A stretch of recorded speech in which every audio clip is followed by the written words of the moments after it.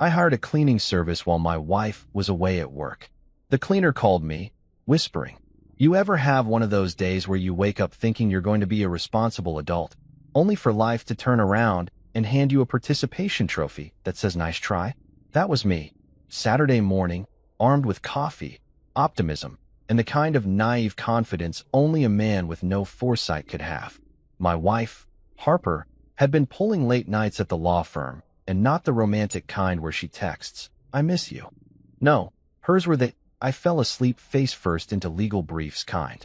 So I figured, hey, maybe I could do something sweet, something meaningful, something that would make her look at me the way she used to before we started arguing about who left the milk out. My idea? Clean the damn house. But not just clean, deep clean. The kind of cleaning that makes the place smell like citrus and accomplishment. You know, real husband of the year energy. Now, before you think I was about to grab a mop and start humming Disney tunes, let's set the record straight. I wasn't cleaning it myself. I'm not insane. I know my limits. The last time I tried helping, I bleached our bath towels into tie-dye disasters and nearly vacuumed the cat's tail. So this time, I made the responsible decision. I outsourced my heroism.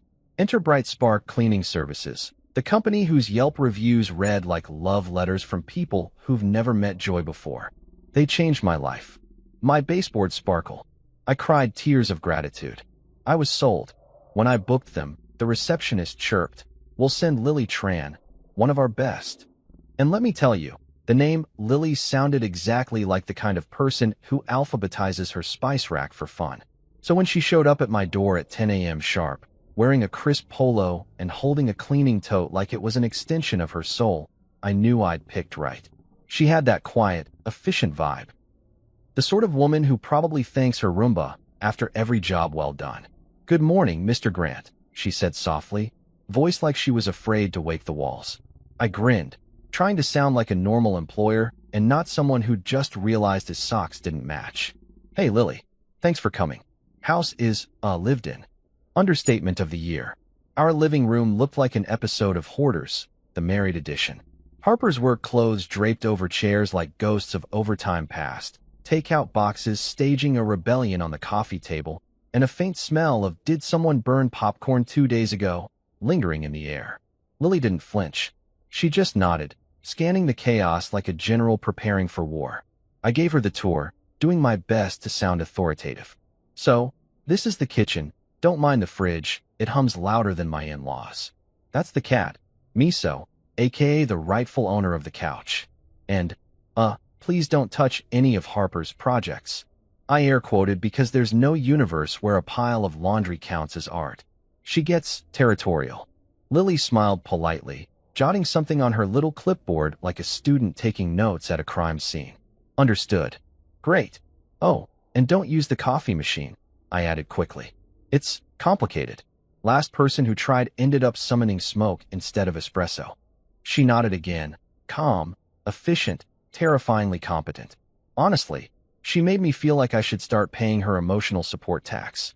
After about 10 minutes of awkward small talk, I grabbed my keys and decided to treat myself to lunch. I figured I'd give her space to perform her cleaning sorcery while I pretended to be a productive member of society. As I stepped out, I couldn't help feeling proud. I had pulled off something thoughtful. Harper would come home to a sparkling house. I'd finally win a husband point or two, and maybe, just maybe, we'd spend one evening without arguing about whose turn it was to take out the trash. I was practically glowing with self-satisfaction as I slid into my car, humming along to some old blues song on the radio. If life had background music, mine would have been a triumphant montage right there. I stopped at this small diner down the street, Joe's Grill, the kind of place that still serves milkshakes in metal cups and calls you buddy, even when they forget your order. I was halfway through my burger when I thought about how nice it'd be to surprise Harper later. Maybe light a candle, pour her some wine, say, "See? I can adult too." If this were a movie, that's the part where the ominous soundtrack would start. You know, the low cello hum that makes you squint at the screen and yell, "Don't open the door." But in real life, we don't get soundtracks. We get silence right before everything goes sideways. As I finished my fries, I got a text from Lily. "Sir, quick question. Do you want me to clean the attic?" "The attic?" I frowned. We didn't have an attic worth mentioning. Just a small crawl space accessible by a hatch in the hallway ceiling. Storage for old Christmas lights, broken toasters, and regrets. Nah, I texted back. Don't worry about it. Haven't been up there in years. She replied with a simple, okay. I didn't think much of it. I paid my bill, grabbed a to-go coffee, and decided to stop by the hardware store.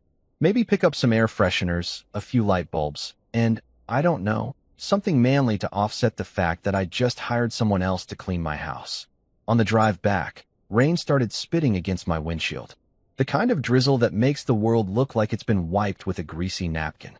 I turned up the radio, trying to ignore the creeping sense that something about today felt too quiet. But I shrugged it off. After all, how much trouble could happen in 1 hour of cleaning? Turns out, plenty. When I got home, I parked at the curb and admired my house like it was a freshly waxed car. Except, something was off. The front door was slightly ajar.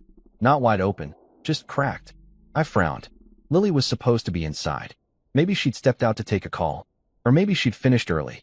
I pushed the door open, calling out, "Lily? You good?" Silence. That's when my phone buzzed again, a voicemail notification. From Lily. My stomach tightened. I pressed play. "Mr. Grant, it's me. Something weird's happening." The door upstairs just opened on its own, and I thought maybe it was the draft, but then I heard footsteps. Heavy ones. And I know someone's up there. I'm leaving the house now. Please call me. Click. End of message. My pulse jumped like I'd just downed 3 energy drinks. I looked around the quiet living room, spotless, polished, freshly vacuumed, and felt a chill crawl up my neck. The air smelled faintly of lemon cleaner and something else. Stale, like a room that hadn't been aired out in years. I took one cautious step inside. Hello. Nothing. The rational part of my brain said, relax. Maybe she heard the house settle. The irrational part said, yeah, and maybe the attic hatch just learned to moonwalk. I scanned the floor. Everything looked normal. No signs of a break-in. But then I noticed it. Faint footprints on the tile, leading from the hallway to the stairs. Not Lily's dainty shoe prints, but large, heavy ones. Like boots. Wet boots. I froze. The hairs on my arms stood up. I should have called the cops right then, but my dumb male pride whispered, you can handle this. So I grabbed the nearest thing that could pass for a weapon, a broom. Because nothing says bravery like threatening an intruder with Swiffer power. I crept up the stairs, broom raised like Excalibur, listening hard. My heart was pounding so loud I was sure whoever, or whatever, was up there could hear it too. Every creak made me jump. The hallway was dim, the only light coming from the window at the far end. Harper's art project pile sat untouched, her perfume still lingering in the air. When I reached the bedroom door, I hesitated. That's when I heard it, a faint sound. A shuffle, like fabric brushing against wood, coming from above. The attic. Nope, absolutely not. I backed away, broom still clutched tight, and bolted down the stairs faster than my dignity could follow. My brain finally caught up and screamed, call the damn cops. I dialed 911, pacing the living room like a caffeinated squirrel. When the dispatcher answered, my voice cracked. Hi. Yeah, so I think there's someone in my attic. Or maybe there isn't. But my cleaner saw a guy, and I just found footprints, and I'd really prefer not to die today. 15 minutes later, 2 police cruisers pulled up, lights flashing red and blue across my freshly mopped floors. Officer Jenkins, tall, mid-40s, looked like he hated paperwork more than crime, led the search. Lily showed up too, pale and clutching her cleaning bag like it held the meaning of life. The officers combed through every inch of the house, even the attic. Nothing. No one. Not even a raccoon. When Jenkins came down, he shrugged. No signs of forced entry. No prints except yours and your cleaner's. Probably just a misunderstanding. I forced a laugh. Yeah, sure. A misunderstanding that walks around in size 12s. He didn't laugh. Lily didn't either. She was still shaking, eyes darting around like the walls might move. He looked right at me, she whispered. He was standing in the hallway. I thought maybe he was your friend, but when he smiled, she trailed off. What kind of smile?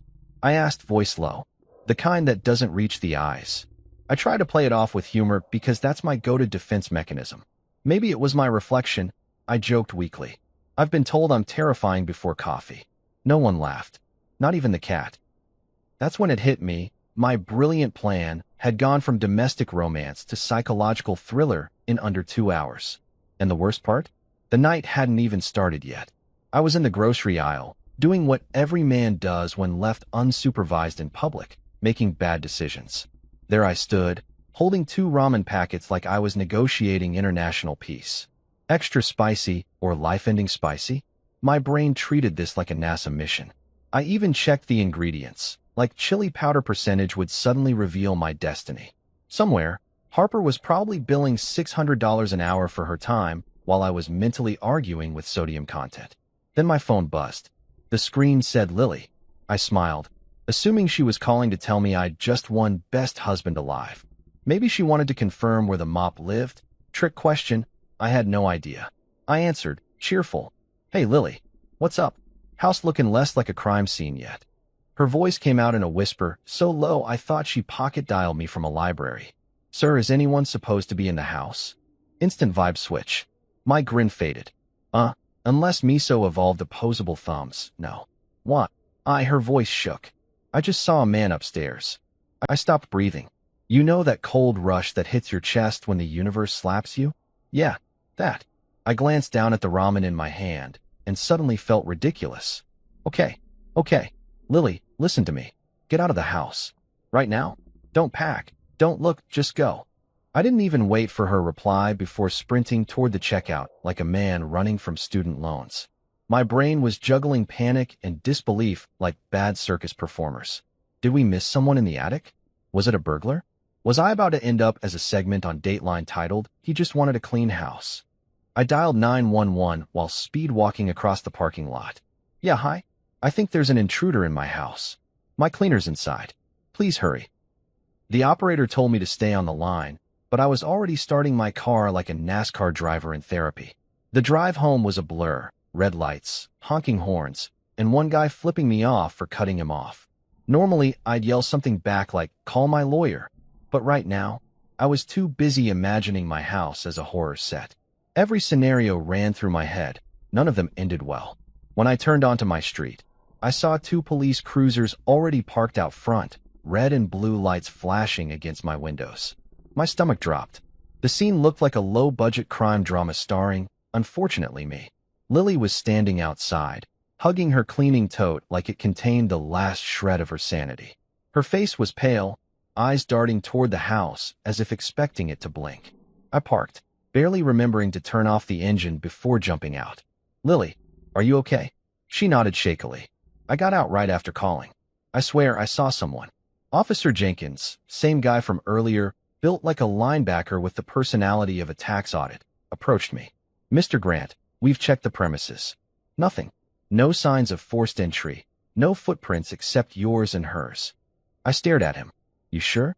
Because unless I sleepwalk with size 12 boots, someone's in there. He gave me that cop look, the one that says we've heard this before. We'll do another sweep, but it looks secure. I glanced back at Lily. She was still trembling. I lowered my voice. What did you see exactly? Her eyes filled with tears. He was standing at the top of the stairs. Tall, maybe 6 feet. Messy hair. He looked wrong. Wrong how? Like he wasn't surprised to see me. Like he expected me. That line hit harder than caffeine on an empty stomach. I rubbed the back of my neck, trying to sound rational. Maybe it was your reflection in a mirror? Her head jerked. No. He smiled. Okay, that shut me up. I looked at the house. The door still slightly open, my reflection barely visible in the glass. The place looked harmless, but so do clowns from a distance. The officers went back inside while Lily sat in the patrol car, sipping water like it was holy. I followed Jenkins up the porch, broom still in my car, because, yeah, that was definitely going to save me. Inside, everything looked normal, too normal. The air was thick, silent except for the ticking clock. My heart synced to it like a bad drum line. We searched each room again. Bedrooms, empty. Bathrooms, empty. Attic, double-checked. Nothing but insulation and broken Christmas lights. I was starting to feel stupid. Maybe Lily had imagined it. Or maybe I had conjured this paranoia since the jewelry box incident. Then Jenkins called from the kitchen. Sir, did you leave this back door unlocked? No, I never used that door. He frowned. It was unlatched. That detail lodged itself in my brain like a splinter. Maybe someone had slipped in, seen Lily, and bailed out before cops arrived. Or worse, maybe he was still around, watching. Jenkins shrugged. Probably nothing. You'd be surprised how often wind blows a latch open. Yeah, sure. And maybe wind leaves boot prints too. After 20 more minutes of police reassurance and zero actual answers, they left. Lily looked like she'd aged 10 years. I thanked her profusely, apologized, even offered to pay double. She declined the bonus but said softly, "Please be careful, Mr. Grant."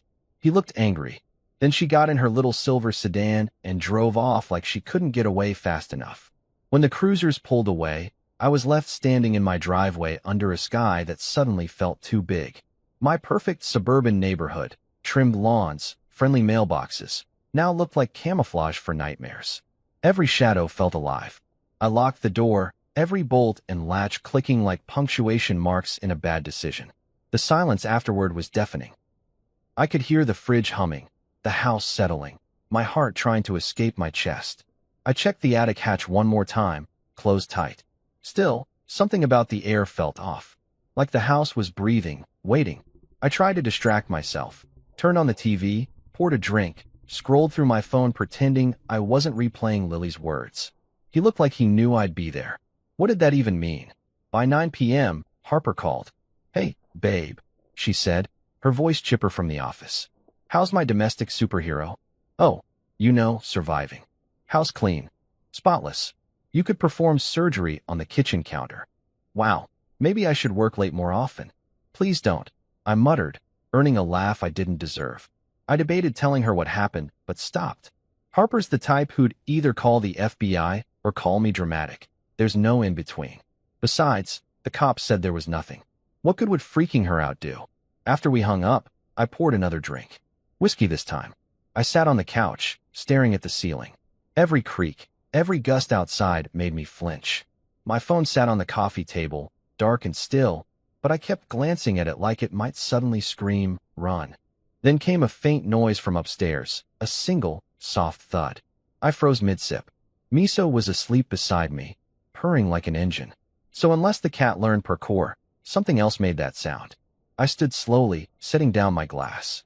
My voice came out weaker than I intended. "Hello." Silence. I exhaled shakily, grabbing my phone's flashlight and tiptoeing to the base of the stairs. I pointed the beam upward, every instinct yelling bad idea.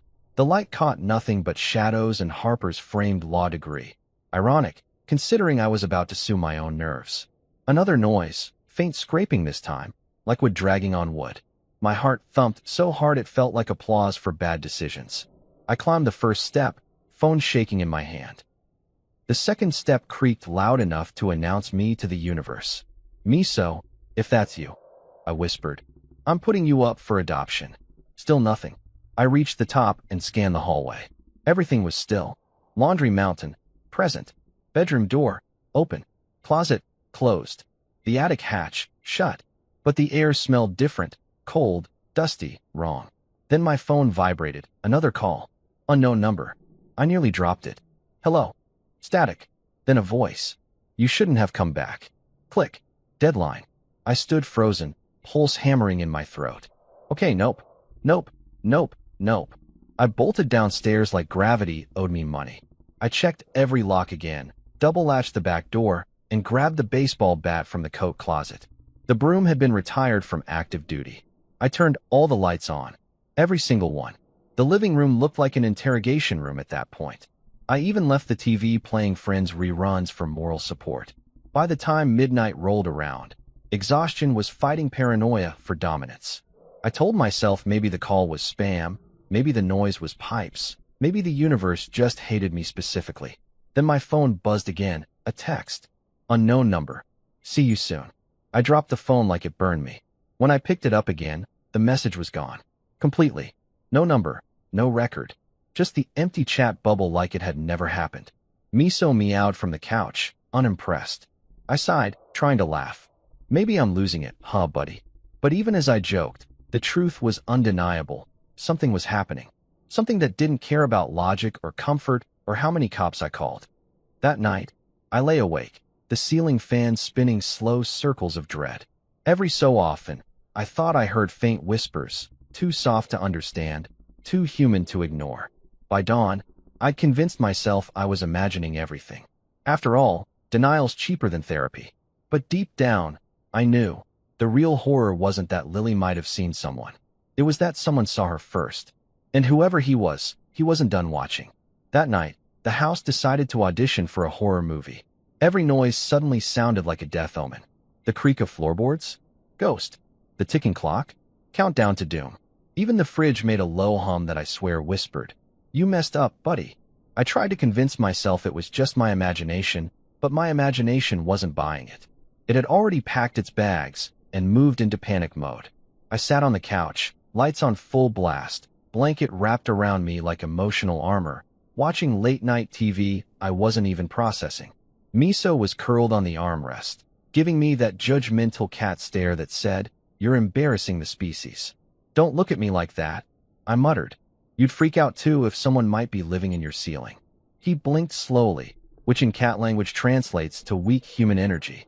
The house popped again, a deep groan that came from somewhere upstairs. I froze mid-sip of my third cup of coffee. Great idea, by the way, caffeine and paranoia, the perfect marriage. Old house, I said out loud, like affirmations would save me. Except our house wasn't old. It was built in 2019. The walls were practically millennials, modern, moody, and definitely not supposed to groan. I stood up, phone flashlight in hand, scanning the ceiling like I expected eyes to peer back. Nothing, just shadows. Then I noticed something weird. Harper's jewelry box, the sacred, forbidden chest of sparkly nonsense she guards like it's the Holy Grail, was open. I never touched that thing. Last time I did, she gave me a 10-minute TED talk on the difference between rose gold and gold. I walked over slowly. The box sat on her dresser, lid tilted open like an invitation to lose my mind. The velvet inside was empty in spots where rings used to be. "Okay, nope," I whispered. "Nope, nope, nope." I hadn't been upstairs since Lily called. Harper hadn't been home for days. Unless the cat had developed a taste for jewelry, someone had been up here. I texted Harper immediately. "Me, did you open your jewelry box?" "Harper, no." "What?" I stared at her reply. What was I supposed to say? Oh, no reason. Just wondering which intruder accessorized before disappearing. Yeah, that wouldn't go over well. So I just left her on read and started pacing the room. My brain went full detective, connecting imaginary dots. Maybe the guy Lily saw took something. Maybe he's been in and out, using my attic as a freaking Airbnb. Maybe I should move to a studio apartment with cameras, bars, and zero attics. Then I heard it. A thump. Soft but definite. From inside the wall. I froze. Every cell in my body screamed run. But curiosity, the same trait that kills cats and dumb husbands, made me step closer. "Hello," I said, because apparently I thought ghosts followed conversational etiquette. Silence. Then another noise, like fingernails dragging lightly on drywall. I backed away, grabbing the baseball bat from beside the dresser. "Not today, Casper." I swung open the closet door, expecting, I don't know, a serial killer knitting sweaters. Nothing. Just Harper's mountain of shoes and a faint smell of lavender detergent. I pushed aside a row of dresses, tapped the wall, listened. The sound stopped. I exhaled slowly. Okay, you're fine. You're just tired." Except the house disagreed. A floorboard behind me creaked, loud and deliberate. I spun around so fast I nearly clocked myself with the bat. The hallway was empty. The air felt heavier now, like the oxygen was thinking twice about being there. I decided to bail. I'm not ashamed. Bravery is for people who don't pay mortgages. I grabbed my keys, scooped up Miso, who protested violently, and bolted downstairs.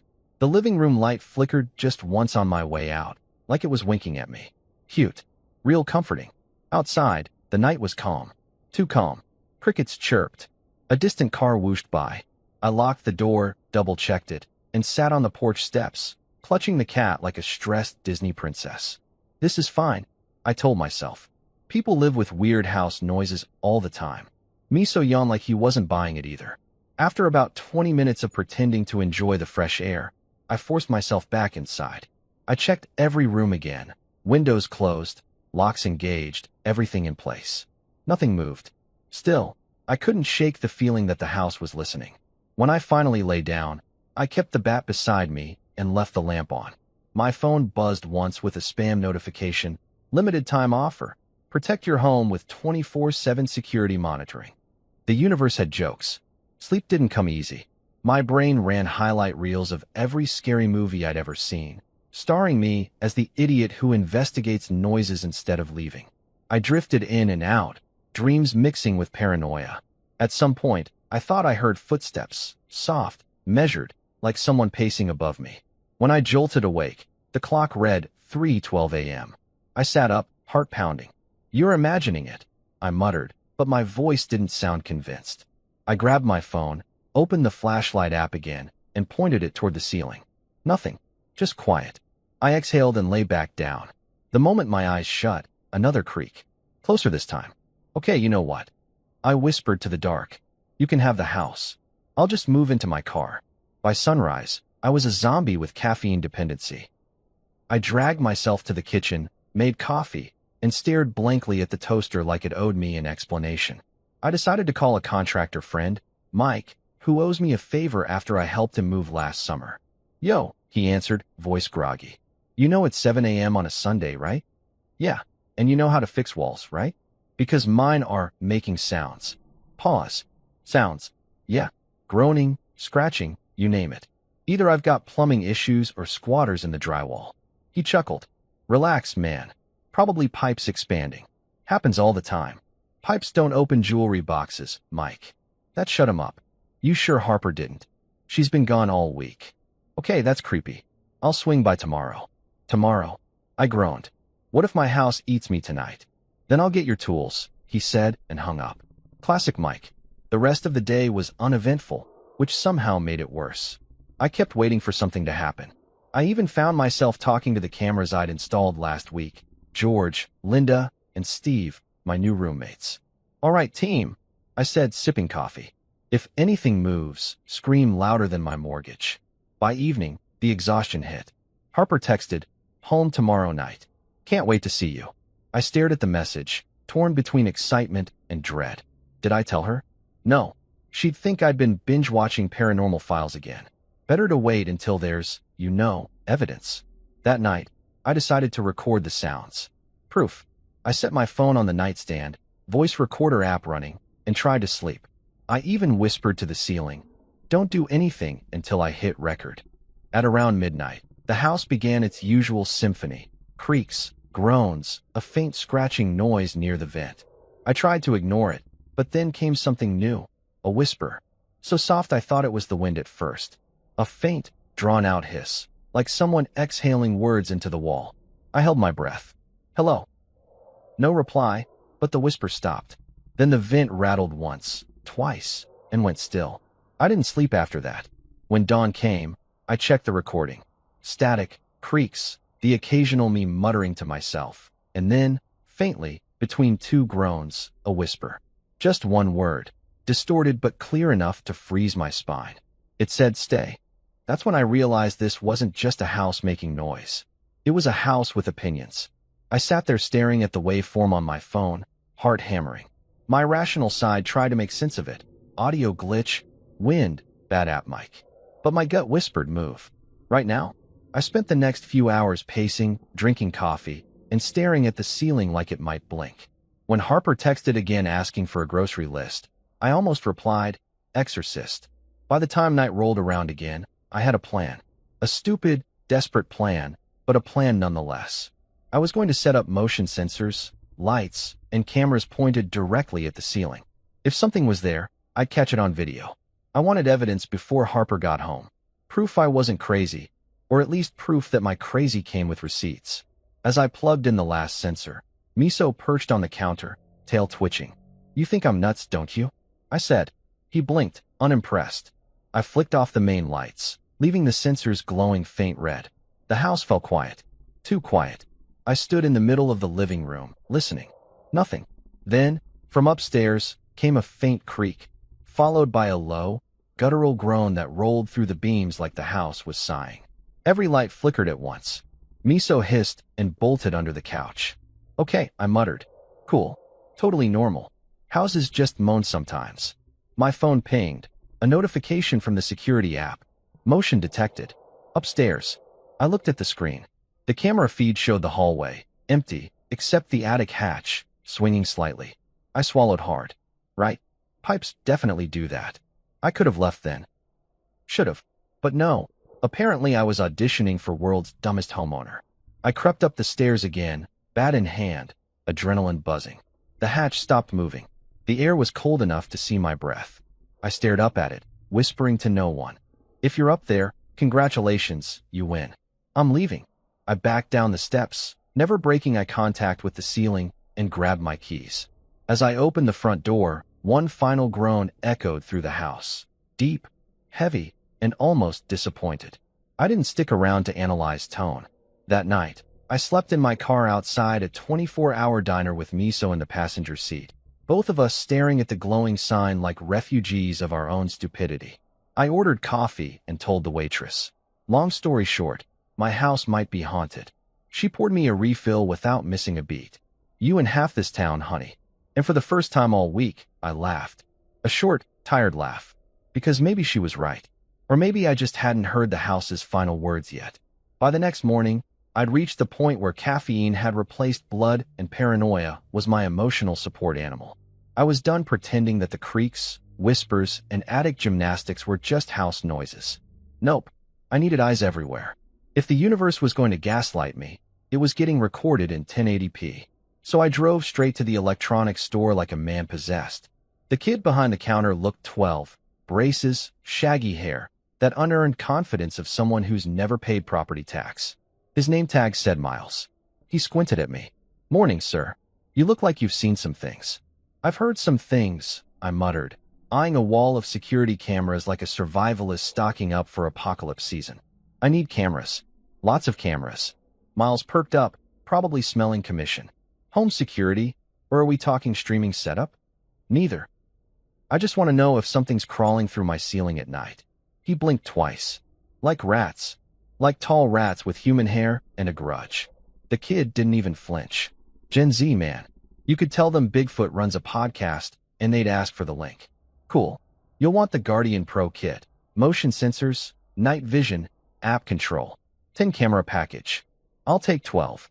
He raised a brow. You catching a cheater or starting a YouTube channel? Neither, I said deadpan.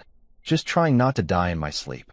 Miles gave me a look halfway between impressed and terrified. Respect. I left the store $900 poorer and one step closer to founding my own surveillance state. On the drive home, I imagined the Amazon review I'd write if this worked. 5 stars. Caught my attic goblin. Would recommend. Setting the equipment up took the entire afternoon.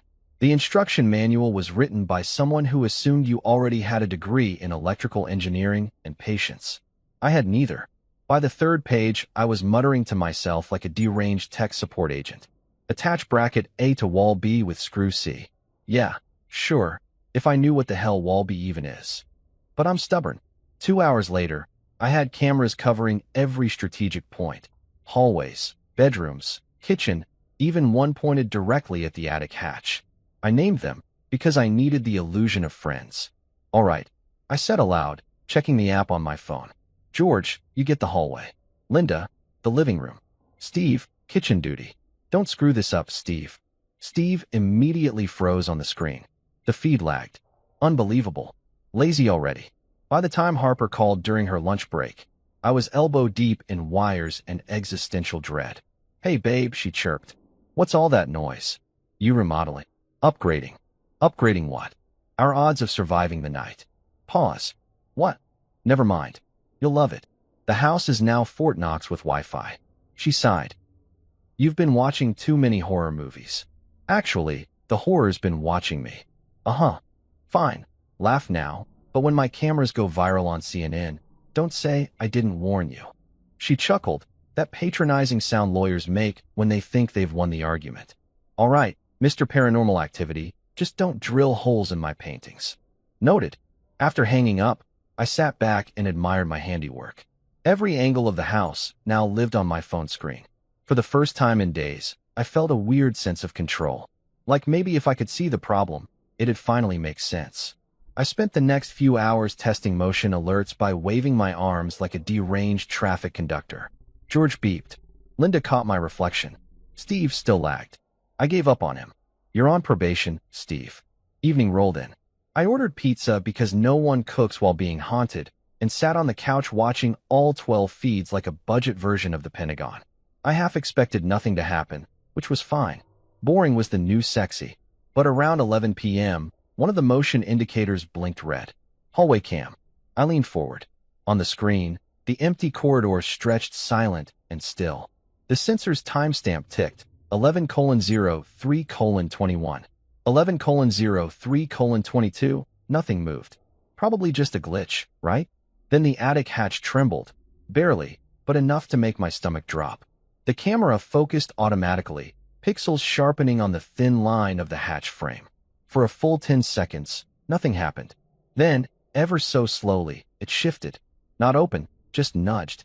Like something tested it. My mouth went dry. I whispered at the phone like it could hear me. You seeing this, George? No response, obviously, because I was losing my mind and talking to cameras. Then, silence again. The hatch stopped moving. I hit replay, heart pounding, trying to convince myself it was the house settling. But what doesn't settle in small, deliberate motions? I closed the app, threw the phone on the table, and paced. Okay, maybe it's air pressure. Temperature difference. Science crap. The ceiling groaned right above me. I froze mid-step. Or it's Owen the air pressure demon. Cool. I decided not to be stupid this time. I wasn't going up there. No way.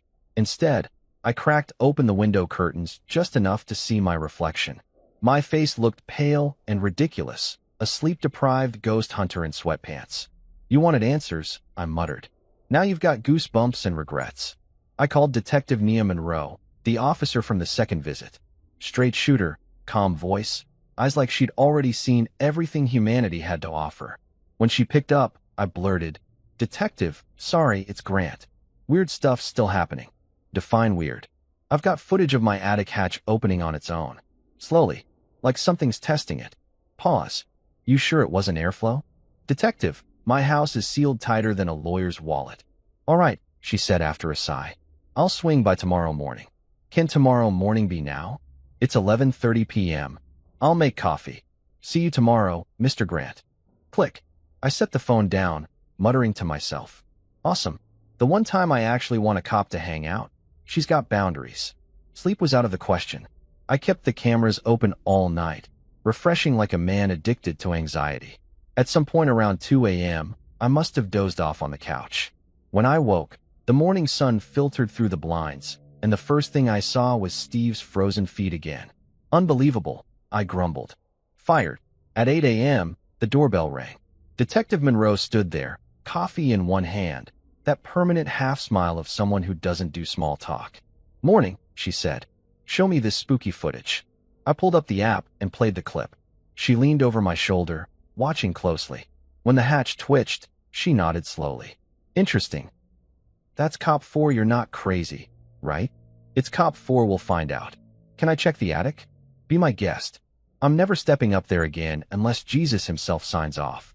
She climbed up the pull-down ladder while I hovered nervously below like a toddler waiting for snack approval. Dust floated down. A minute passed. Then came her voice. You might want to see this. Nope. I absolutely did not want to see this. But I went anyway, because curiosity and stupidity are close cousins. The attic was low and dark, the kind of place that instantly smells like secrets. I followed her flashlight beam to a corner behind insulation panels. Blankets. Empty food wrappers. A water bottle. Someone's been living up here, she said quietly. My throat went dry. In my house. She nodded. And they've been here for a while. Then she picked up something I hadn't noticed. A small, spiral notebook. She opened it, and I swear even the air stopped moving. Inside were pages of sketches. Faces, dozens of them, drawn in pencil but violently crossed out with thick, angry strokes. Under each one, written in cramped handwriting, she doesn't belong here. I felt my stomach twist. Wow. That's exactly the kind of souvenir I didn't need today. Detective Monroe closed the notebook carefully. We'll dust for prints. You and your wife should stay somewhere else tonight. I nodded dumbly, still staring at the spot where someone had been sleeping above my head. The thought hit like ice water. He'd been there while I showered, ate dinner, slept. My so-called harmless noises hadn't been the house at all. They'd been him. On our way down, I tried humor to keep from unraveling. So, I'm guessing this isn't just a raccoon with hobbies? Monroe shot me a dry look. Unless raccoons can write in cursive, some of them went to college. Pack a bag, Mr. Grant. She left with the evidence, promising patrols and lab work. I locked the door behind her and leaned against it, exhaling hard. The silence in the house felt different now. Not eerie, just empty. Like it had been holding its breath too. I grabbed my phone and scrolled through the footage again, staring at that moment the hatch moved.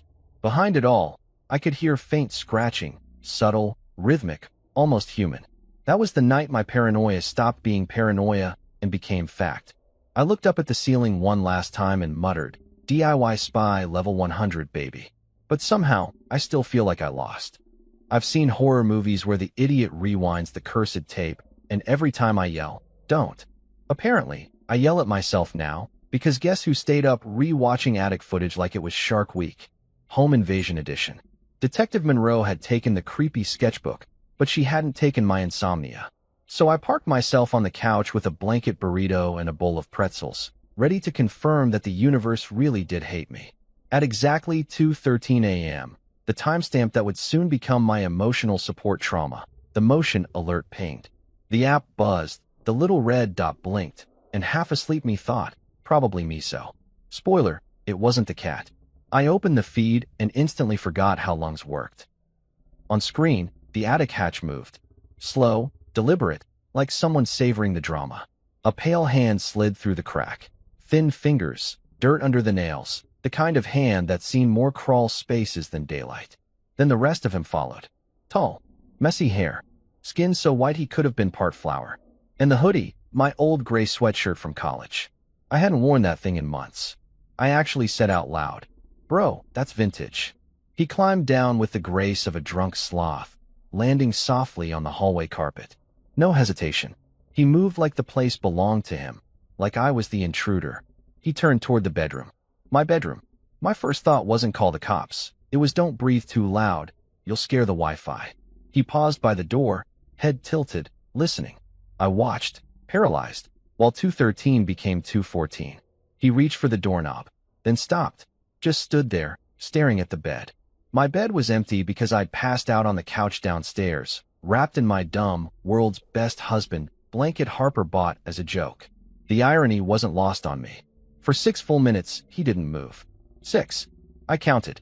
He just watched, breathing slow, shoulders rising and falling, like he was memorizing the space. Then, without warning, he turned and walked back down the hall. Camera George followed him until he reached the ladder, climbed up, and disappeared into the darkness. Hatch closed. Gone. The timestamp froze at 2:19 a.m. I sat there, phone shaking in my hands, whispering to no one. Well, guess I'm never sleeping again. I replayed it 3 more times because apparently trauma needs multiple takes. Same sequence, same ghostly confidence, same sweatshirt. I noticed tiny details I'd missed. The dirt smudges on the wall, the faint reflection of his face in a picture frame. He wasn't just pale, he was gray, like the color had drained out of him. And his eyes, those weren't eyes that belonged to someone sane. They looked hungry. Miso jumped onto my lap mid-replay and nearly killed me via heart attack. Congratulations, I hissed. You're the scariest thing in the house that's actually supposed to be here. He purred, unbothered, like he'd been in on the secret the whole time. By 3 a.m., I had paced a groove into the living room rug. Call the police again? Sure. But what would they do? Arrest a grainy shadow? Jenkins would roll his eyes, Monroe would sigh, and I'd become that guy in the department notes. See also, paranoid homeowner with cameras named after co-workers. Still, adrenaline demanded action. I went full DIY FBI. I downloaded the footage frame by frame, zoomed, enhanced, adjusted brightness like a TV detective who believes in pixels. At one point, I actually whispered, enhance, to my laptop. Nothing happened, obviously. All I got was a freeze frame of the guy's half-smile, twisted and stretched by the night vision filter. He looked like he'd been waiting for applause. I decided to check the attic myself at sunrise. Stupid? Absolutely. But by then I was too wired to care. I waited until the first light cut through the blinds, because sunlight means safety, right? Hollywood told me so. I grabbed the bat, my phone, and, because I'm a man of culture, duct taped a flashlight to it. Tactical innovation at its finest. Pulling that attic ladder felt like opening a cursed treasure chest. The wood groaned as it unfolded, every creak mocking me. The air that drifted down smelled like dust, sweat, and something metallic. I climbed slowly, muttering my last while under my breath. If I die, delete my browser history and feed the cat premium. The attic was exactly how we'd left it after Monroe's visit. Blankets, wrappers, empty bottles. But now there was something new. A torn scrap of paper pinned to the insulation with a nail. My name, written in shaky handwriting. Evan. Just that. No threat, no message. Somehow that was worse. I backed down the ladder so fast I almost broke an ankle. Nope, nope, nope, I said, because repetition is the only language of fear. I slammed the hatch shut and dragged the stepladder away like that would stop gravity. That was the moment Harper chose to call. Perfect timing, universe. Morning, babe. Guess what? I got the day off. I'm heading home early. My voice cracked. Oh, great. Love that for us. You okay? You sound like you're hiding something. Just excitement. And maybe a mild haunting. What? Nothing. Drive safe. Click. I stared at the phone like it betrayed me. Harper walking into this circus would be the cherry on my mental breakdown Sunday. I decided to email Monroe the clip. No more pretending. Subject line, Attic Guy 2, the sequel. I attached the file and hit send.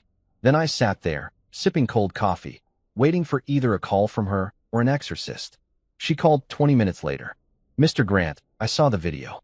And that's definitely a person. We're running it through facial recognition. Awesome. Meanwhile, should I keep living here or move directly into a bunker? Stay somewhere else tonight. I'll have a patrol swing by hourly. Hourly. So I just die in the 49 minutes between. She didn't laugh. Tough crowd. The rest of the day was a blur of jump scares caused by nothing. Every time the refrigerator clicked, I flinched like it pulled a knife. I worked remotely from the couch because apparently that's what you do when your house has sublet its attic to a sociopath. Around noon, a delivery guy rang the doorbell and I nearly declared war. Package for Evan Grant? He asked. Buddy, I said, signing shakily.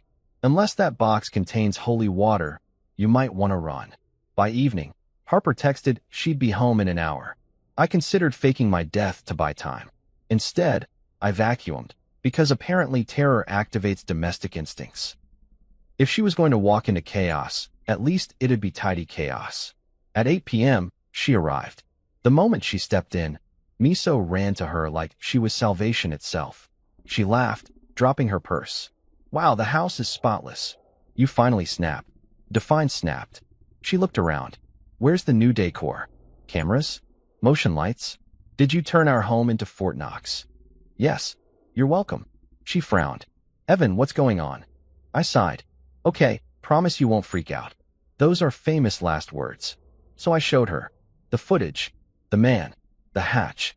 Her face went from confusion to horror in real time. When it ended, she just whispered. That was right outside our room. Yup. And he was wearing your sweatshirt. Apparently, he shops in my closet rent-free. She stared at me, pale. We're leaving. For once, I agree. We packed essentials, clothes, toothbrushes, the cat carrier, and bolted for the door like contestants on The Amazing Race, Haunted Edition. But halfway down the driveway, Harper stopped. Wait, my necklace. The one Dad gave me. It's in the jewelry box. Harper, that box is cursed. It's sentimental. It's bait. She gave me the lawyer look that ends all arguments. 2 minutes. I groaned and followed her back inside because no man has ever won against logic and nostalgia combined. The house was quiet. Too quiet, of course. She ran upstairs while I hovered at the bottom, gripping the bat. The hallway light flickered once, just enough to make me say, nope, under my breath. Then she screamed. I sprinted up, heart detonating, and found her standing by the dresser, hand over her mouth. The jewelry box was open again, the necklace gone, and on the mirror, written in something reddish-brown, 2 words, not her. Harper backed away, shaking. Is that paint? I lied immediately, because marriage is 50% comfort and 50% creative lying. Definitely paint. We're leaving now. We grabbed what we had and got in the car. I floored it out of the driveway. eyes darting to the rearview mirror every few seconds. The house shrank behind us, quiet and smug. At the hotel, Harper sat on the bed clutching Miso's carrier. "He could have killed us," she whispered. "Yeah." Instead, he redecorated. "We got lucky." She didn't laugh. I couldn't either. I emailed Monroe again, attached a photo of the mirror message, captioned, "You still think it's airflow?" Her reply came within minutes. "We're sending a forensic team first thing. Don't go back." No argument there.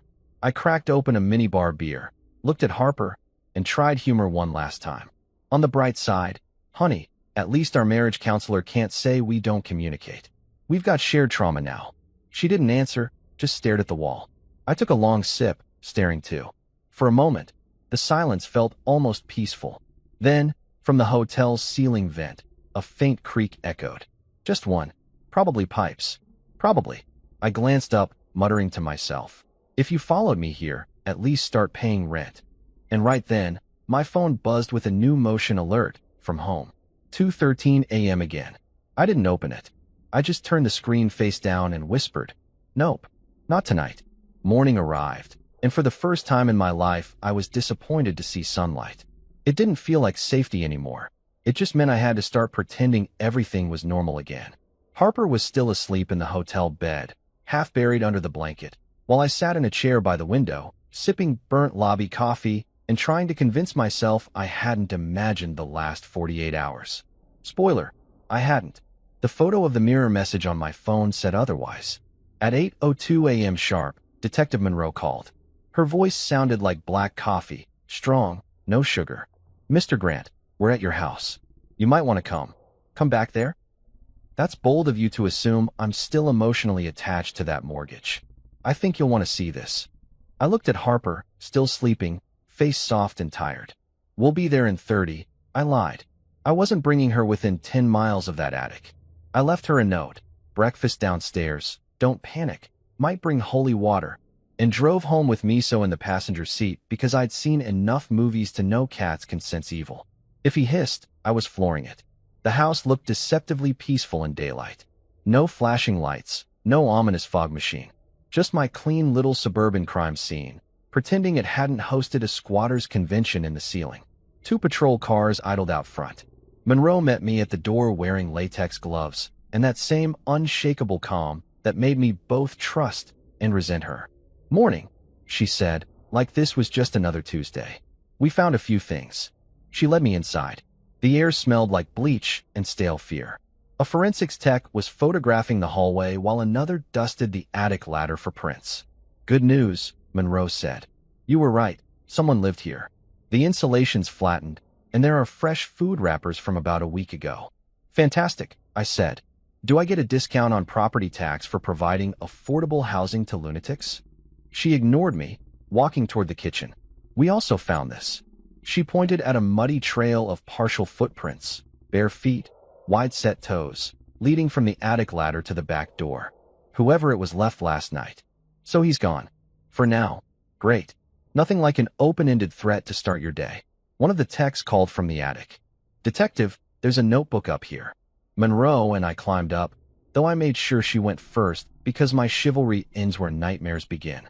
The attic looked worse than before. Someone had been rearranging things. Blankets moved, trash spread out, a little pile of what looked suspiciously like trinkets in the corner. Monroe crouched and picked up the notebook with tongs. "Same handwriting as before," she said. The first few pages were more sketches, faces, all with the eyes scratched out, but new ones included. People I actually recognized. My neighbor Mrs. Patterson, the mailman. And then, at the bottom of the stack, a drawing of Harper. Her hair, her smile, perfect. Except this one hadn't been scratched out. Instead, beneath it, in heavy pencil strokes, "She doesn't belong here." I felt my stomach twist. That line again. What does that even mean? Monroe glanced at me. Could be fixation, could be delusion. He may have fixated on your wife for some reason. Lucky us. As she bagged the notebook, something shiny caught my eye among the junk pile. I reached down, earning a death glare from her for touching evidence, and picked up a small silver chain. Harper's necklace, the one she'd gone back for. I held it up, trying to keep my voice steady. Guess he wanted a souvenir. The detective exhaled. This is turning into a stalker case. We'll run prints and check local shelters, abandoned buildings, anywhere someone like this could hide. Define someone like this. The kind who leaves notes and collects personal items, she said flatly. Obsessive, territorial, unpredictable. Wonderful adjectives. Really reassuring. We climbed down, and she dispatched the text to sweep the rest of the property. I followed her outside, rubbing the back of my neck. So what do? Burn the house down? Move to Canada? Stay at the hotel for now. Change your locks, install floodlights. We'll keep a patrol on rotation. You're saying that like I'm sleeping again anytime soon. She actually cracked a small smile. Try. And keep your phone on. When she left, I stood in the driveway staring at the house. It looked empty, harmless. But I could feel him in there, his presence clinging to the walls like mold. I opened my car door, ready to leave, when I noticed something odd on the hood. A folded piece of paper under the wiper. I unfolded it slowly, half expecting a jump scare. It was a crude hand-drawn map of my backyard. The fence, the shed, the tree line, and a little X mark behind the shed. No note. No name. Just that. Okay, I said aloud. We're doing side quests now. Every instinct said call Monroe. Every dumb male gene said let's investigate. I sighed, grabbed my phone, and followed the map like an idiot who's never learned from horror movies. The grass was still damp from last night's rain. Behind the shed, the soil looked disturbed, freshly dug, then half covered again. I knelt down, using a stick to move dirt aside. A few inches in, something metal glinted. I dug with my hands, adrenaline buzzing, until I pulled out a small tin box, rusted and dented. My pulse hammered. I opened it carefully. Inside were photos. Old ones. Printed snapshots of me and Harper, taken from outside the house. Us in the kitchen. Harper watering the lawn. Me taking out the trash. Some were zoomed in, grainy, but definitely us. Someone had been watching for months. The bottom of the box held a single Polaroid, me asleep on the couch. Date stamped 2 weeks ago. I dropped it like it burned. Oh hell no. I sprinted back to the car, calling Monroe again. She answered on the first ring. Grant, I found something. A box of pictures. Of us. Hidden behind the shed. Silence. Then, don't touch anything else. We're on our way. Yeah, don't worry. I'm not digging up more of his fan mail. I waited in the driveway, trying not to vomit. When the patrol car pulled up, Monroe's partner, Officer Ramirez, a tall guy with the patience of a saint, took the box and photographed the area. You sure this wasn't here before? He asked. I mow my lawn weekly. If I missed a buried stalker starter pack, I'd like to think I'd remember. He nodded grimly. He's escalating. Define escalating, because my stress levels already hit skyscraper. Ramirez just said, if he's leaving you messages now, he wants you to know he's watching. Perfect. Nothing like being the main character in someone else's obsession. After the cops left again, I called Harper. Babe, I said, trying to sound casual. Fun update. You're officially amused to a psycho. She gasped. What? What did they find? Let's just say we made his Pinterest board. Her breathing quickened. We're not going back there, Evan. Promise me. I promise, I said, though a stupid part of me still wanted to understand why us. Stay at the hotel. Keep the doors locked. And maybe sleep in shifts with the cat. That night, I sat in the car outside the house with the cameras pulled up on my phone. Yeah, I know. I'd promised not to come back. But curiosity and caffeine are a deadly combo. The feeds were quiet, empty rooms, soft static. Midnight passed. 1 a.m. came and went. At 1:47, motion alert. Backyard. I tapped the feed. The camera caught faint movement near the fence line. A shape. Tall. Lean. Just standing there, facing the house. Not moving. Just looking. I zoomed in. The night vision flared green and grainy, but I could see enough. It was him. Owen, according to Monroe's files. Barefoot, filthy, smiling like this was a family reunion. He lifted his hand slowly, pressed a finger to his lips, and pointed toward the house. Then he turned and vanished into the woods. I sat frozen, gripping my phone. The timestamp read 1:48 a.m. I called Monroe again, whispering even though I was alone. He's back. Backyard. Just now. Stay in your car. We're dispatching units. 5 minutes later, sirens cut through the quiet. Patrol cars rolled up, lights flashing across my driveway like a disco for bad decisions. Officers swept the property, flashlights slicing through the dark. They found tracks, bare footprints again, leading toward the creek behind our subdivision, then vanishing in the mud. Monroe looked furious now, not calm. He's taunting us. Taunting me, I corrected. You're just the audience. She stared at me, probably debating whether to lecture me for coming back. You need protection detail. Can I request the kind that doesn't involve dying? I'm serious. We'll file for a restraining order and relocate you both temporarily. Great, I said, exhaling. So now I'm haunted and homeless. When they left, I followed the patrol cars back to the hotel, brain spinning. The words from the notebook echoed in my head. She doesn't belong here. What did that mean? Not in the house. Not with me. Was this guy trying to save her or destroy her? I unlocked the hotel door quietly. Harper was awake, sitting up with miso in her lap. What happened? She whispered. He came back, I said. And he's not done. Her face paled. What do we do now? I sank onto the edge of the bed, rubbing my eyes. Now? We wait for the next clue in his creepy scavenger hunt. She stared at me, horrified. Evan, that's not funny. I know, I said softly. It's not a joke. It's a pattern.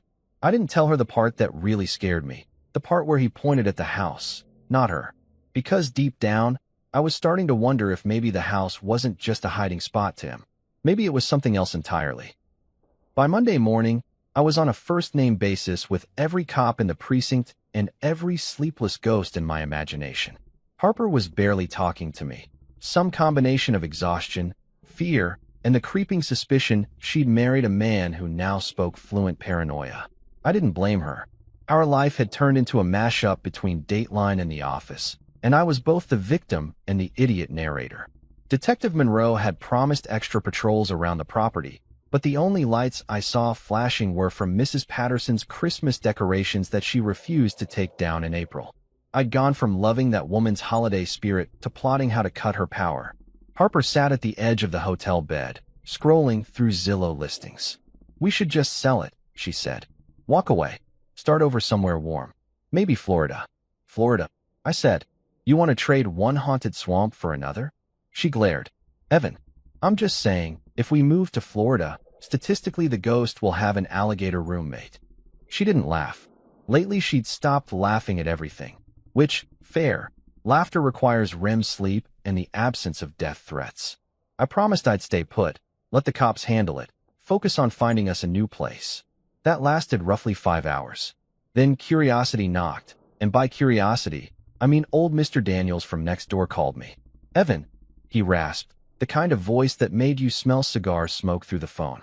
You still having trouble with that fella? I hesitated. Define trouble. The tall one. Pale as chalk. Eyes like a raccoon that lost custody of its kids. Seen him again last night. I gripped the phone. Where? By your fence.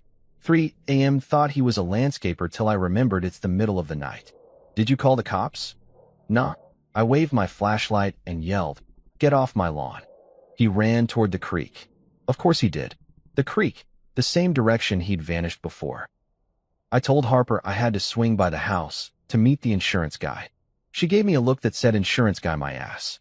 I kissed her forehead and left anyway, because I have the survival instincts of a horror movie extra. The neighborhood looked painfully normal under the noon sun. Kids rode bikes. Sprinklers hissed. Somewhere a lawn mower droned like an oblivious soundtrack. Yet I could feel it, the tension humming beneath the suburban perfection. My house sat there, blinds closed, pretending it hadn't been ground zero for a stalker's Airbnb. Mr. Daniels shuffled out of his porch chair as I pulled up. He was in his 70s, retired Air Force, the kind of man who still ironed his socks. Told the officer what I saw, he said, pointing a shaky finger toward the fence. Tall fella, hoodie, carrying a toolbox. A toolbox? Yeah. Thought he was one of them contractors at first. Walked like he knew where he was going. I peered at the fence line. The grass was pressed down, faint tracks leading toward the creek. Did you get a good look at his face? Daniel squinted. Couldn't. Shadows. But he smiled when the light hit him. Not a normal smile. The kind that says, I know where you sleep. Cool. Totally fine. I love that for me. Inside the house, everything smelled faintly of disinfectant from the forensics cleanup. My own reflection in the window startled me. I looked like the ghost now. I checked every camera, every sensor. All green. No movement since last night. Still, I couldn't shake the feeling that I was being watched. You ever stand somewhere so quiet you start hearing your own blood? That was the vibe. I went into the kitchen to grab bottled water and noticed something odd. One of the cameras, Steve, the eternally lazy one, had been unplugged. The cord hung loose from the outlet. I stared at it. I definitely hadn't unplugged him. Steve, I muttered, if you betrayed me, I'm deleting your cloud account. I plugged it back in, checked the feed. Static, then normal. I was about to leave when a knock hit the back door. Soft, deliberate. My heart stopped. I turned slowly. Through the glass, a woman stood on the porch, mid-30s, messy blonde hair, wide eyes. She looked terrified. Please, she mouthed. Can I come in? Every alarm in my brain went off. This was how horror movies started. Random strangers begging entry seconds before the plot murders you. But she looked real. Human. Desperate. I cracked the door an inch. Who are you? My name's Jenny, she said quickly. I live 2 blocks over. You're the guy from the news, right? The one with the man in the attic? I exhaled. That's me. Neighborhood celebrity. She glanced behind her, nervous. I think he's been in my house too. Okay, that sentence required coffee and emotional support, neither of which I had. Start from the beginning. She stepped inside, wringing her hands. A few nights ago I heard footsteps in my ceiling. My husband's deployed, so I called my brother to check. We didn't find anything, but yesterday, I found this. She handed me a crumpled piece of paper. On it, the same handwriting as the notebook. She doesn't belong here. I stared at it, stomach dropping. You're sure it's the same guy? I saw him last night. In my backyard, watching my window. We both jumped when my phone rang. Detective Monroe. Grant, we've been canvassing the creek area. Found evidence someone's been sleeping in a shed near the edge of the subdivision. My voice was tight. What kind of evidence? Blankets, empty cans, and drawings, same style as before. We're bringing you in to confirm. I looked at Jenny. He's close. She shivered. Too close. We followed the detective's directions to the far end of the neighborhood, where an old maintenance shed sat half-hidden by weeds. The cops had already pried it open. Inside smelled like mildew and canned beans. A single sleeping bag lay in the corner, along with scraps of paper taped to the walls. My stomach turned. They were drawings again, faces of residents. Mr. Daniels, Mrs. Patterson, Jenny, me, and right in the center, larger than the rest, Harper. She's the only one not crossed out, Monroe said quietly. Jenny covered her mouth. Oh my God, I forced myself to look closer. Beneath Harper's portrait were 3 words this time. She belongs below. I whispered, below what? Monroe gestured to one of the officers. Search the ground. They moved the sleeping bag aside, revealing a loose wooden board in the floor. One officer pried it up. Underneath was a small pit, hand-dug, maybe 3 feet deep. At the bottom sat another notebook and a rusted hammer. The detective's face hardened. He's been planning something. Jenny stepped back, trembling. I can't stay here. You shouldn't, Monroe said. We'll arrange a patrol near your place too. I pulled her aside. Jenny, thank you for coming forward. Seriously, you might have saved lives. She nodded, eyes glassy. If you see him again, tell the police he whistles. Like a song. Daisy Bell. Daisy Bell? As in bicycle built for 2? She nodded again. He hummed it while standing under my window. Great. A homicidal attic squatter with a soundtrack. 10 out of 10 nightmare rating. Back at the house, Monroe bagged the new evidence. We'll get DNA off the hammer. Once we match it, we'll issue a warrant. For what? Ghost trespassing. For Owen Keller, she said. We identified him. No criminal record, but he grew up a few towns over. Parents died in a fire when he was 16. Lived in foster homes. He disappeared 5 years ago. I blinked. So why my house? She glanced toward the attic. Still figuring that out. But I think he believes something, or someone, here belongs to him. I laughed hollow. Yeah, well, he can have the mortgage. Monroe's phone buzzed. She answered, listened, then looked at me sharply. Units just spotted movement near the creek again. We're going. I followed her outside despite her glare that clearly said stay put. Old habits die harder than ghosts. We reached the creek line within minutes, flashlights cutting across the mud. Something moved in the trees, a flash of gray hoodie, and vanished. Officers spread out, shouting commands. Police, show your hands. Nothing but the rush of water and the occasional frog that clearly didn't care about law enforcement. Then a voice drifted from the dark. Low, calm. She doesn't belong here. The sound came from everywhere at once, bouncing off the trees. Harper's name echoed in my head. Monroe motioned for silence. We listened. Nothing. Then a soft whistle. Daisy Bell. Every hair on my neck stood up. Where is he? I whispered. Monroe scanned the brush. He's watching.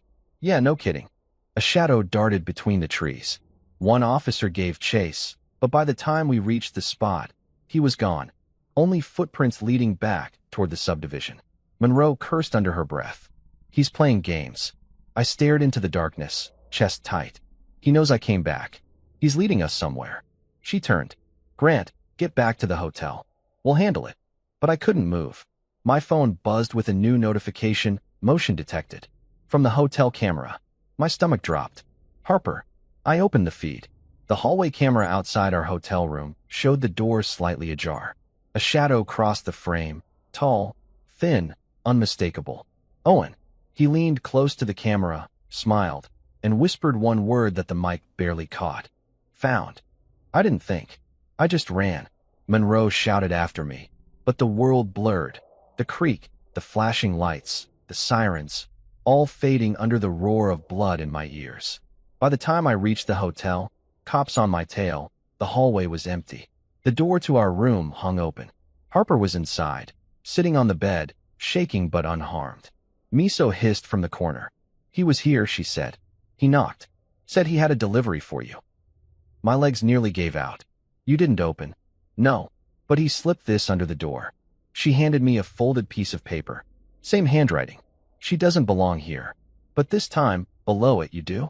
If you've never watched your spouse tremble while holding a note written by the guy who's been camping in your attic rent-free, let me tell you, it kills romance fast. Harper sat on the edge of the hotel bed, clutching the paper like it might explode. I stood near the door, pretending to breathe normally while my brain sprinted laps around reality. The words burned in my mind. She doesn't belong here. You do.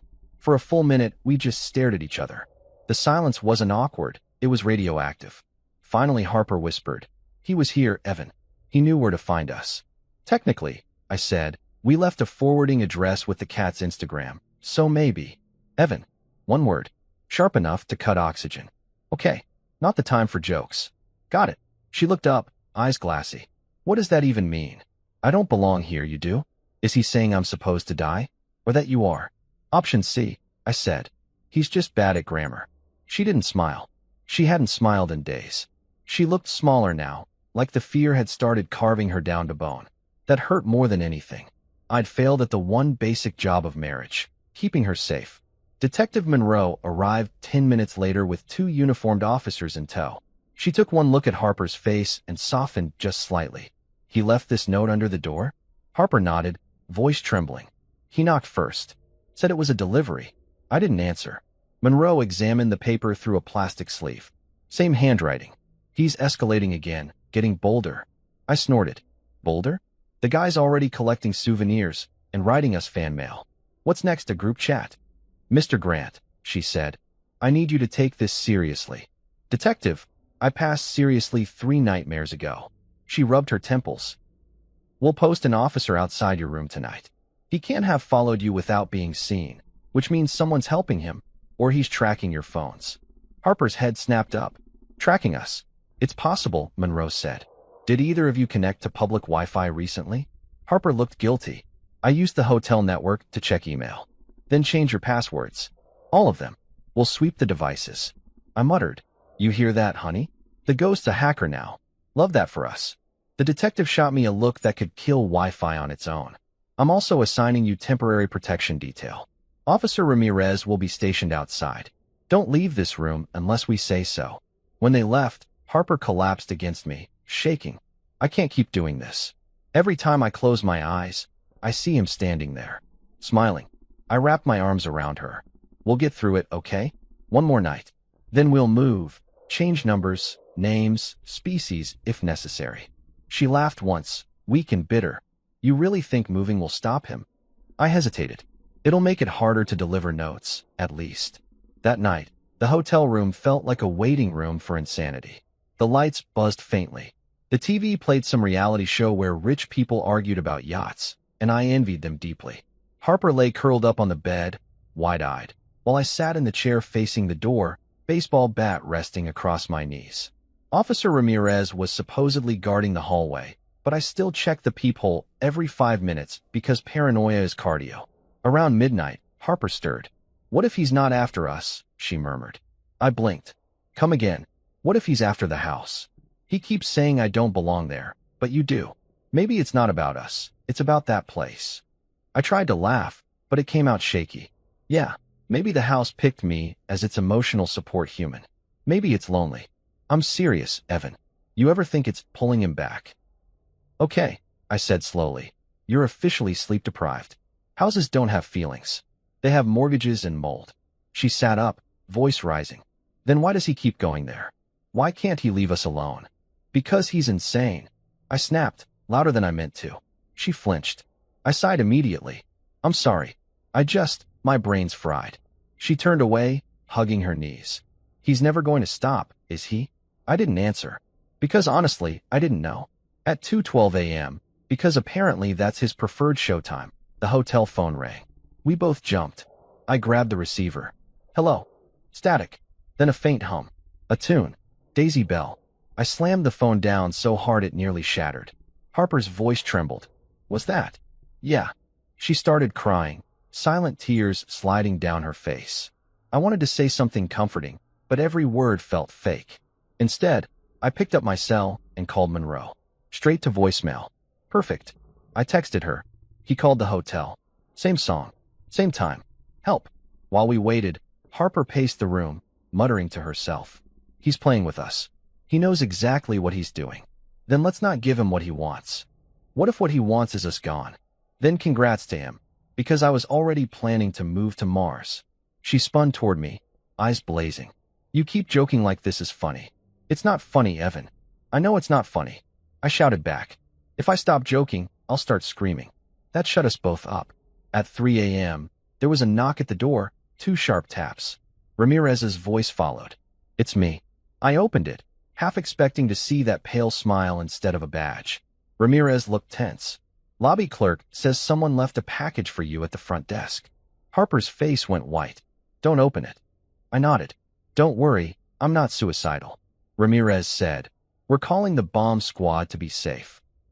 10 minutes later, a guy in full gear carried the small cardboard box into the parking lot like it was a live grenade. They x-rayed it. Not explosives, just a Polaroid camera and a single undeveloped photo taped to the top with a note, "Smile." I think that was the moment Harper broke. She started laughing. Not happy laughter, but the kind that sounds like something inside finally snapped.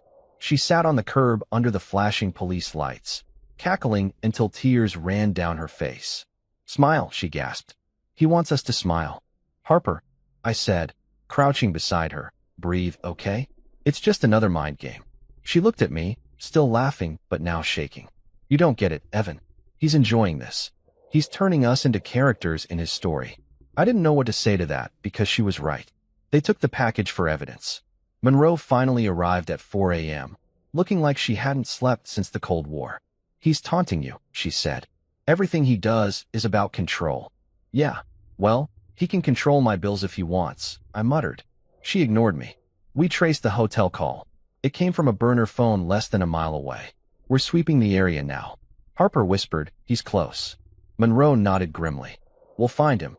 When dawn broke, Harper insisted on seeing the house one last time. "I need closure," she said. "I can't move forward until I face it." "Closure?" I said. "You want closure? Let's email him an eviction notice." But she was determined, and apparently I have the backbone of wet spaghetti when it comes to saying no. Monroe reluctantly agreed to escort us. The drive felt like returning to a crime scene, mostly because it was one. The house sat quiet, sun glinting off the windows. For a second, it looked almost beautiful, peaceful even. Harper exhaled. "See? It's just a house." "Yeah," I said. "And sharks are just fish." Inside, the air was cool and stale. Dust motes drifted through the beams of morning light. Harper walked from room to room slowly, touching the walls like they were old friends. "I built memories here," she murmured. "Birthdays, anniversaries. Uninvited attic guy." She shot me a look, but there was no venom in it. Then she stopped in the hallway, staring upward. The attic hatch, still taped shut from the last investigation. That's where he watched us. Please don't, I said, but she was already reaching for the cord. Monroe grabbed her wrist gently. Mrs. Grant, let's not. Harper shook her head. I need to see. She pulled the cord before either of us could stop her. The ladder unfolded with a groan. Dust rained down. The smell hit first. Sour, stale, wrong. Monroe went up first, gun drawn. I followed halfway because apparently I never learn. At the top, she froze. Oh my God. What? Come up slowly. I climbed 2 rungs and saw it. A crude mural on the attic wall, drawn in charcoal. A family. Me, Harper, the cat.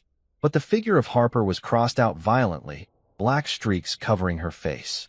Above it, written in big letters, Esichi doesn't belong here. You stay. Harper covered her mouth, sobbing. Why me? Monroe radioed for forensics again, but I barely heard her. Something about that last word, stay, hit me differently this time. It wasn't a command to me. It was a promise from him. We left while the cops combed the attic again. In the car, Harper was silent, staring straight ahead. Finally, she whispered, he's not after me anymore. What? He wants you, Evan. The notes, the drawings, they're all about you staying. That's comforting, I said weakly. Glad to be included. She turned toward me, eyes hollow. I can't do this. I can't sleep, can't breathe. Every sound feels like him. I know. I'm going to my sister's in Denver. Just for a while. My chest tightened. You're leaving? She nodded. Until he's caught. You need to stay with the police. I can't, her voice broke. I can't watch you become part of this anymore. I wanted to argue, but what could I say? She was right. I dragged her through hell. We said goodbye in the parking lot.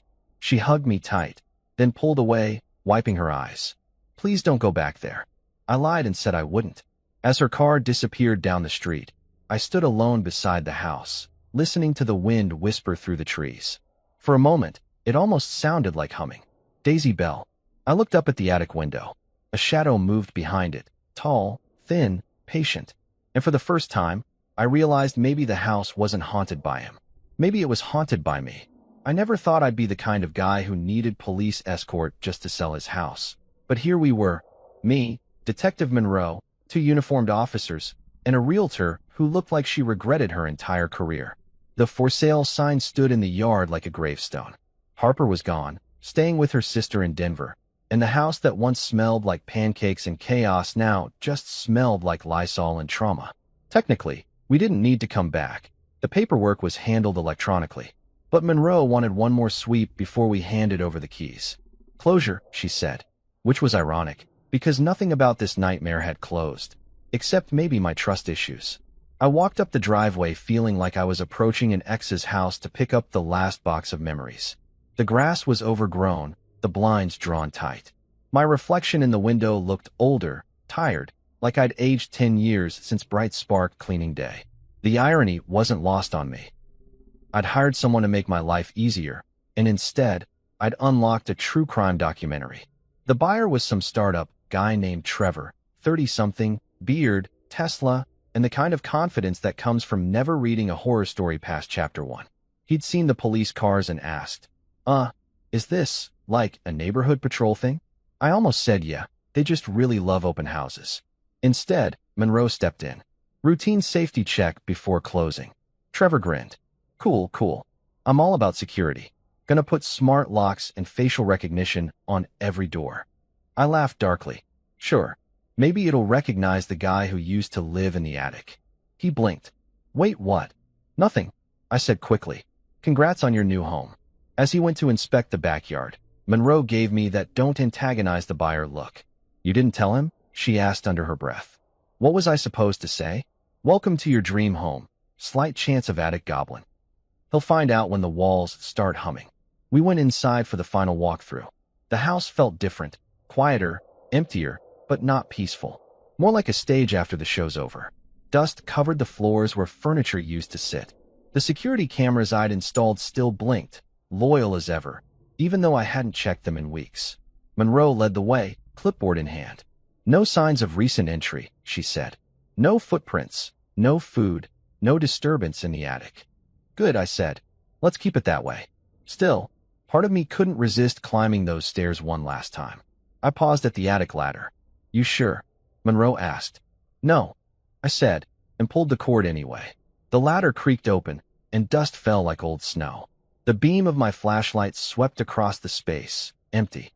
No blankets, no notebooks, no creepy murals. Just bare insulation and silence. And yet something was off. The corner where the mural had been scrubbed clean looked darker than the rest. I knelt down, ran my hand across the wood, and felt a faint groove. Carved letters. Fresh. Still here. I froze. My throat went dry. Monroe. She climbed up beside me, saw it, and cursed under her breath. Fresh carving. Within the week. So what?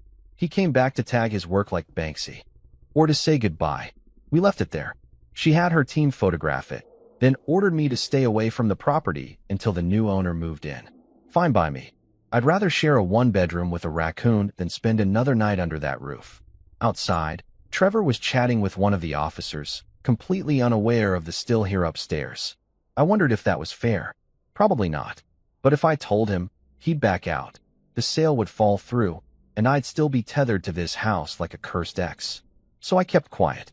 Monroe handed me a copy of the report. He hasn't been seen since the hotel incident, she said. We think he left town. Or he's still watching. She sighed. Don't feed the paranoia, Grant. Go live your life. Start over. Sure, I said. If I can find a house that doesn't come with tenants I didn't invite. She actually smiled, just a little. You'll be fine. I wanted to believe her. Moving day was anticlimactic. I packed what little we hadn't already abandoned, loaded it into a rental truck, and watched the house disappear in the rearview mirror. Harper texted from Denver, please don't look back. So naturally I did. From the distance, the place looked innocent again, like it was pretending. And maybe it was. Maybe that was the trick all along. A week later, Monroe called. I was sitting on my sister's couch, eating cereal from the box, and trying to pretend life was normal. We got an update, she said. Owen Keller's been found. I nearly dropped the spoon. Found as in arrested? As in alive, yes. We located him in an abandoned facility 20 miles north of your neighborhood. I stood. Did he say anything? Her pause told me everything before she spoke. Just one thing. He kept repeating it. Let me guess, I said. She doesn't belong here. She exhaled. No. This time he said, he stayed. Over and over. He stayed. What is that even? I started, then stopped. Because I knew. I'd stayed. I'd come back. Again and again. I'd fed the obsession by trying to understand it. Detective, I said carefully. Is he still in custody? Yes, under psychiatric observation. Good. Keep him there. She hesitated. There's one more thing. He had something with him when we found him. My stomach clenched. Please don't say my name was on it. Close, she said.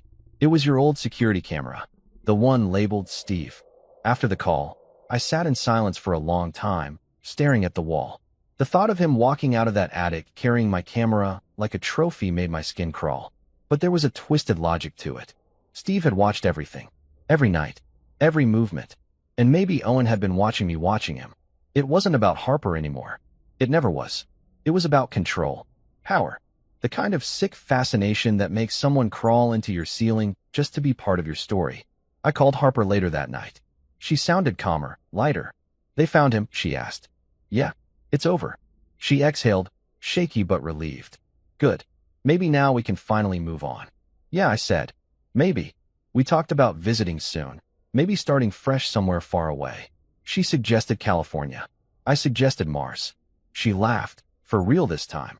And for a second, I felt something close to peace. But peace didn't last. It never does. 3 days later, my phone buzzed at 2:13 a.m.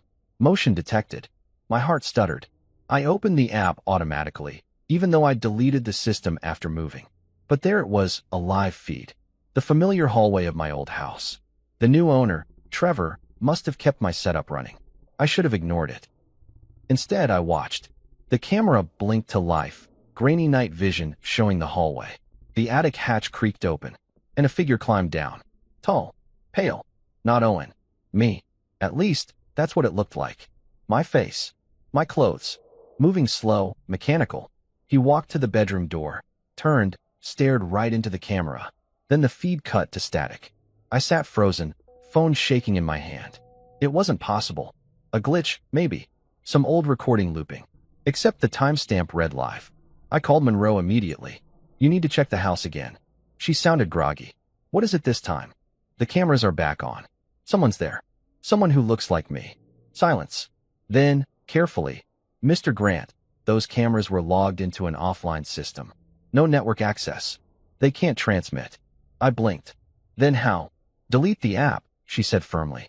Go back to sleep. I didn't. I sat there until dawn, watching the phone screen even though it was black. Part of me wanted to believe it really was over. The other part couldn't shake the feeling that the house had kept something, some echo, some memory, that looked like me because I'd left a piece of myself behind. 2 weeks later, I drove past the neighborhood again. Don't ask why. Curiosity is just stupidity with better branding. Trevor's car was in the driveway. Lights on. Normal suburban peace.